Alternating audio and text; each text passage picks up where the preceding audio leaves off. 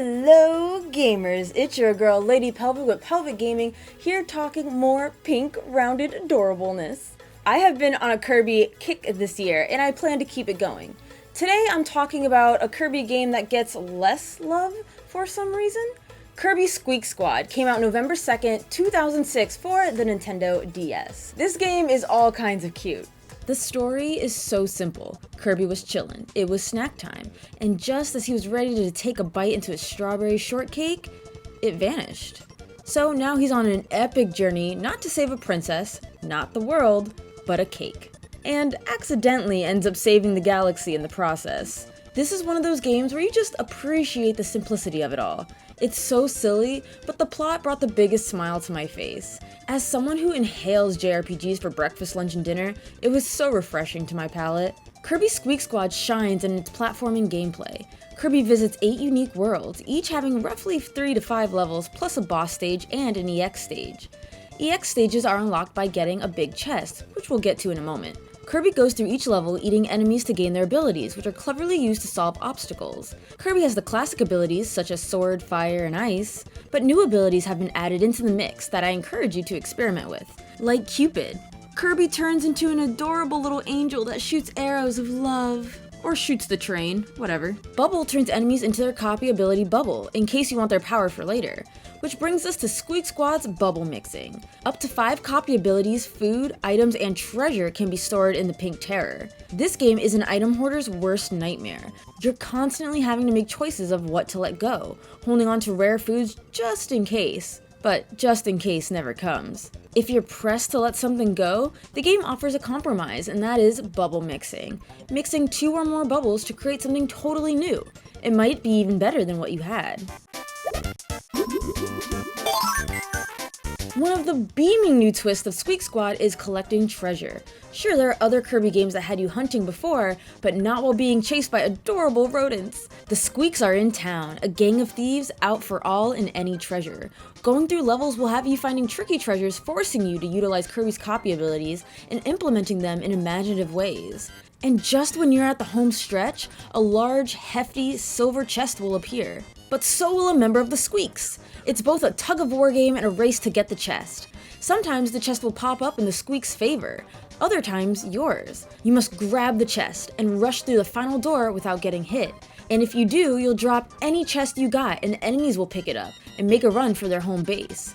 If an enemy makes it inside their base, follow after them for a showdown. But be quick about it, if you're too slow, their base will close, and you'll be forced to leave the level treasureless and try again. I found the treasure race at the end of each level incredibly fun, and it really nailed that sense of urgency. I really liked you had a second chance by going into the Squeak Squad's base to fight them head on, instead of automatically failing you. I do, however, wish the Squeaks weren't a complete joke while fighting them.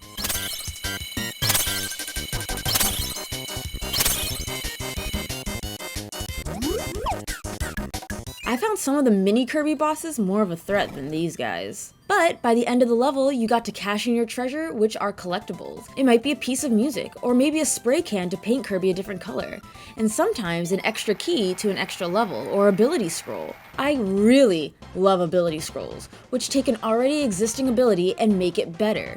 Example is the hammer.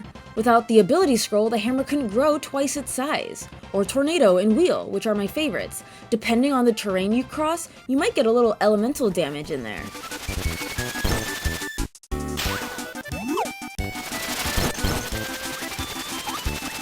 Thankfully, whether you collect the treasures or not, all that's needed to progress is to clear the level. Speaking of, I found the Squeak Squad levels to be shorter than normal. Not a bad thing, I just felt like I breezed through some of these stages. Or maybe I'm just that good. Except when it comes to Krakow. I'm just bad at everything Krakow.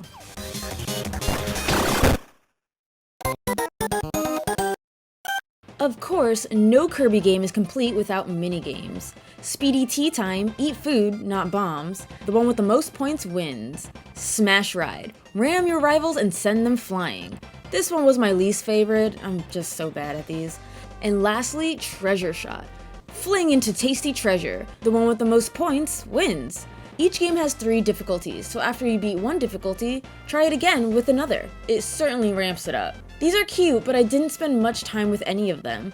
To this day, Kirby Superstar Ultra has the best minigames. And of course, we can't forget Boss Endurance, formerly known as the Arena, which is a boss rush mode. If you're about that challenge life, then, well, Godspeed. Everybody says Kirby's easy until you get to the arena bits. Sliding over to the graphics, it's timeless pixel art. You never really can go wrong with pixel art. You know what I mean. I just love the happy look of Kirby games. I mean, the pink threat himself is a walking ball of adorable. Anything you could do, Kirby does cuter. I mean, we could put it to the test. Look at me holding a hammer.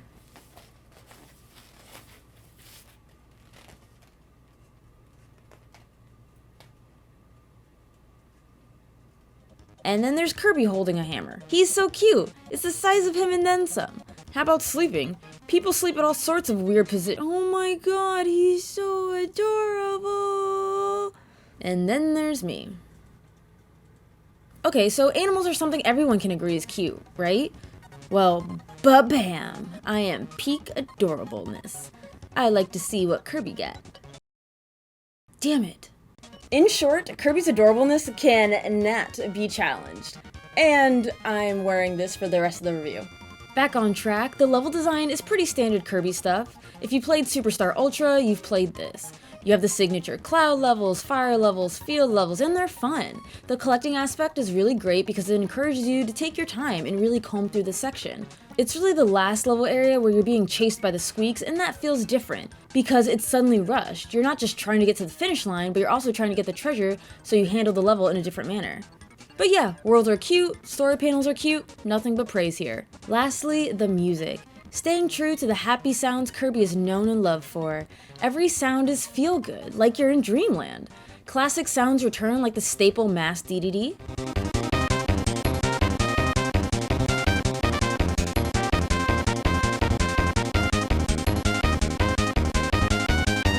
Another new and notable track is every time the Squeak Squad makes an appearance, the music switches up to fast-paced and racing-esque music. It also has little squeaking sounds, and it's so cute!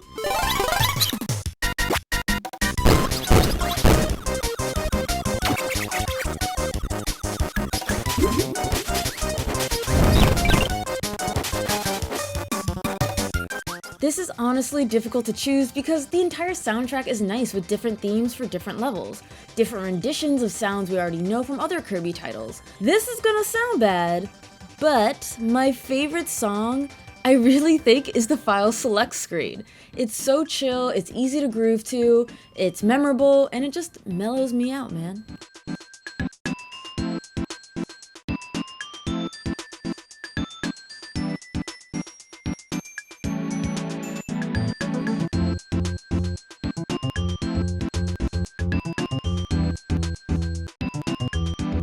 Kirby Squeak Squad gets a 9.5, 9.8 out of 10. Minor gripe was the Squeak Squad bosses were really easy. Considering they're like the main baddies, I wanted a little bit more of a challenge. Really? Just a nitpick? I thought levels were fun, cute, and creative. I know a lot of people say Kirby games are too easy, but I thought introducing the Squeak Squad and the tugging and warring over the treasure chest added a humble layer of difficulty, a little extra resistance. Love the Squeak Squad, love collecting chests, love figuring out the puzzles, love popping open the chests. It made for a good time. I say this in all of my Kirby reviews, but Kirby games are such an excellent palate cleanser, especially if you're a JRPG devourer like I am. Squeak Squad seems to be the underdog of Kirby games, and I couldn't recommend it enough. My next Kirby game? Kirby Planet Robobot. I hear that's one of the best ones, so I'm excited. Thank you so much for watching. The right box is more reviews like this, and the left box is my Let's Play channel. If you really love me, consider becoming a patron, or big news for everyone, I have a P.O. box, which is in the description. Appreciate your support. Mwah.